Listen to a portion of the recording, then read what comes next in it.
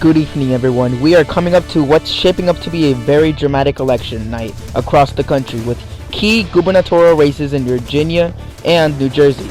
Let's start by taking a look at the broader political landscape tonight. According to the latest polling data, 39% approve, 54% disapprove. This sets the stage for the presidential landscape as we head into the 2025 elections. A clear challenge for President Trump's coalition to expand beyond his base. Next, we turn to Trump's job approval as a former office holder, which is slightly higher but still underwater. 42% approve, 55% disapprove. These numbers are crucial as we watch down-ballot races, particularly in the key swing states like Virginia and New Jersey. And now, the polls in Virginia are officially closing in just 20 seconds. Voters have been casting ballots for governor, lieutenant governor, attorney general, and the state's House of Delegates. This will be an election to watch closely. 3 key races at stake.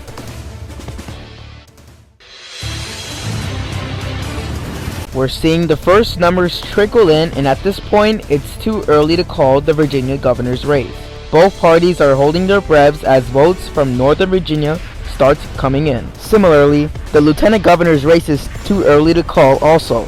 Early indications show both sides mobilized, but the final outcome is still very much up in the air. And the Attorney General's contest also remains too early to call, but we will start to get some trending numbers shortly. Across the country, the gubernatorial landscape currently stands at 26 Republican governors and 22 Democratic governors. These numbers could shift tonight depending on how the key states perform. In the Virginia House of Delegates, Democrats currently hold 47 seats, Republicans 27. Republicans need to flip 3 Democratic-held seats to gain control. This will be a race to watch in the coming hours. Stay with us.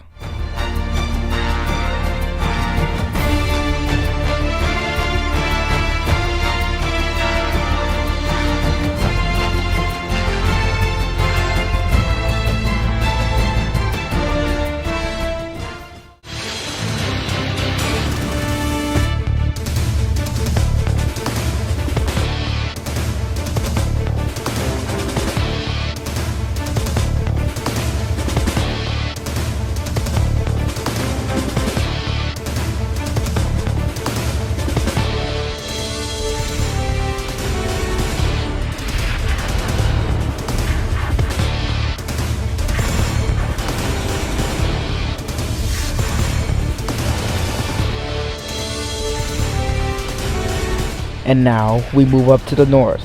Polls are just about to close in New Jersey, and this one could be fascinating. Governor's race there, Republican Jack Ciattarelli and Democrat Mikey Sherrill. The polls are about to close in 3, 2, 1...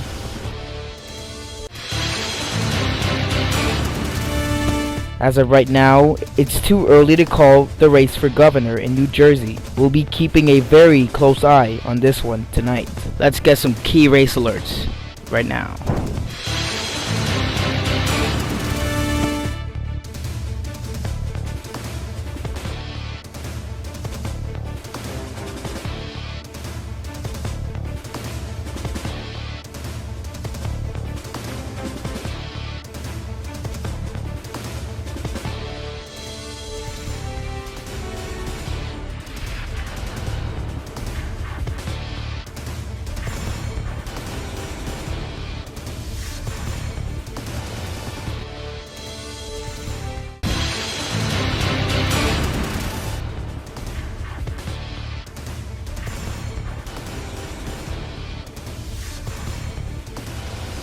And now we're heading to the Empire State.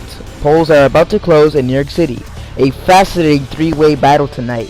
Zoran Mandani, Andrew Cuomo, and Republican candidate Curtis Sliwa all on the ballot.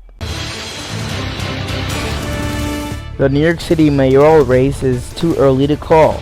This is going to be one of the headline races tonight. Meanwhile, in Texas' 18th Congressional District, that race is also too early to call. Let's get some key race alerts again, right now.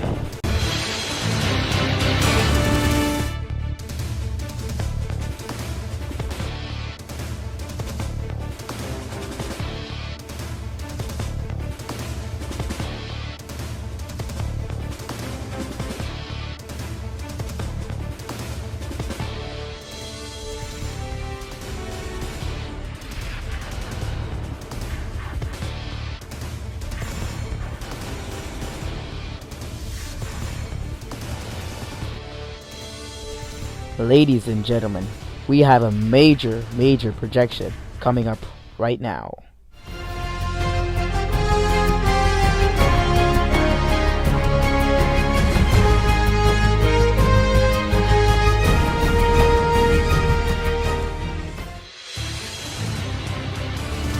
We can now project that Zoran Mandani, the progressive state assemblyman from Queens, wins the mayoralty, defeating former Governor Andrew Cuomo and the founder of the New York City Guardian Angels, Curtis Sliwa, in a stunning political comeback attempt. This is the headline race tonight, and it's shaping up to be a nail-biter.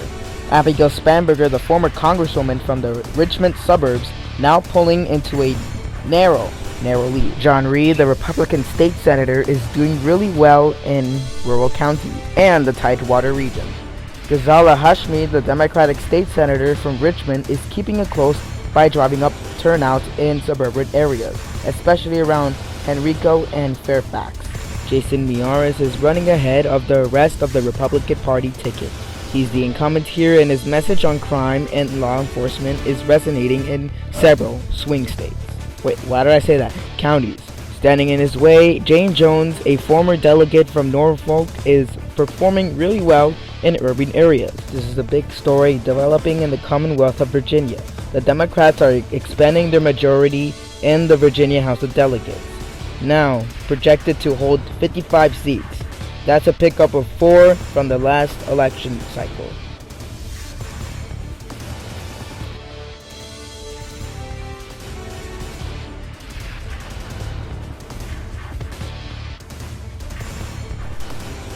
All of these 3 justices on the Pennsylvania Supreme Court are all retained. That keeps the 5-2 Democratic majority intact.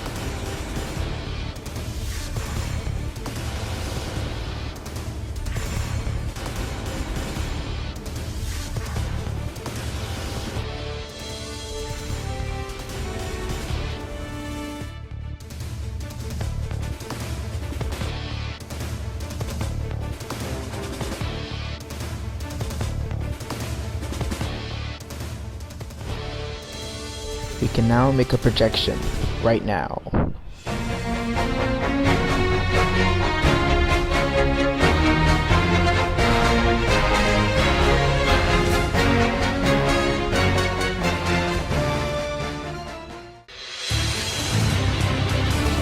We can now project that Abigail Spanberger, the Democratic Congresswoman from Northern Virginia, has been elected the next governor of the Commonwealth of Virginia, defeating Republican Lieutenant Governor Winsome Earl Sears. At 67 of the vote, Spanberger was already headed by more than 160,000 votes, and that margin held steady as Democratic-leaning areas like Arlington and Richmond finished reporting. By 18%, she was holding 52.3% of the vote, with a lead of over 213,000 votes, sealing the deal. Democrats aren't just winning the top of the ticket, they're expanding their legislative power too.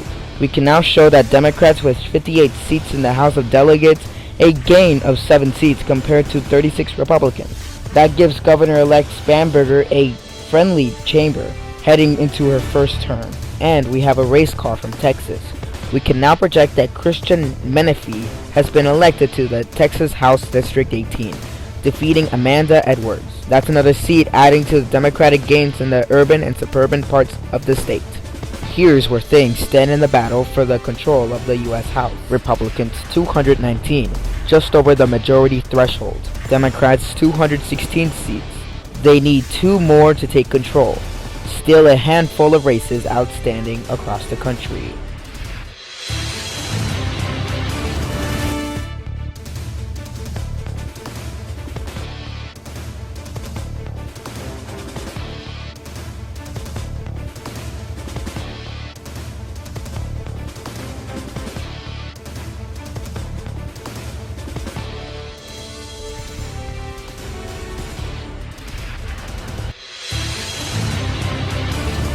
And now, another projection from Virginia. We can now project that Democrat Ghazala Hashmi will become the Lieutenant Governor of Virginia, defeating Republican candidate John Reed. At 80% of the vote in, Hashmi was leading by more than 160,000 votes, and when 85% was counted, she widened that over to 215,000 votes, winning 53.7% to 45.8%. Hashmi, a longtime state senator from Richmond, now makes history tonight as being the first Muslim woman ever elected to the statewide office in Virginia. Out west, California voters have passed Proposition 50, a constitutional amendment measure with nearly 59% voting yes.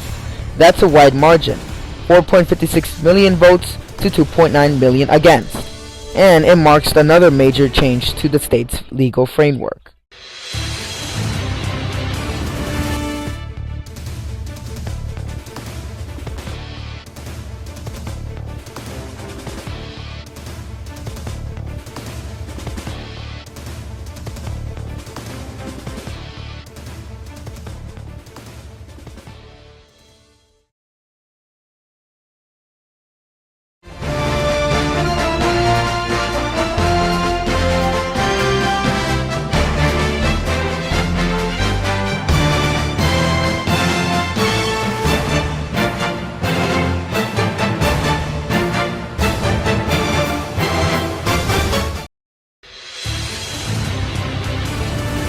After a long fight and a close count, we can now project that Democrat Mikey Sherrill has won the governorship of New Jersey, defeating Republican candidate Jack Ciattarelli. Sherrill pulled ahead as votes came in from Essex, Hudson, and Mercer counties, the Democratic strongholds that reported later in this evening. With 86% of the vote counted, she leads 50.5% to 46.9%, a margin of more than 109,000 votes.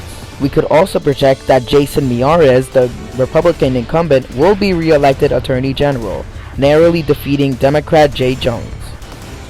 At 97% of the vote in, Miyares leads by 39,101 votes, just over 50.6% to 49.2%. That means Virginia will split its statewide offices again, a Democratic governor and lieutenant governor, but a Republican Attorney General. Thank you for watching our 2025 election night coverage.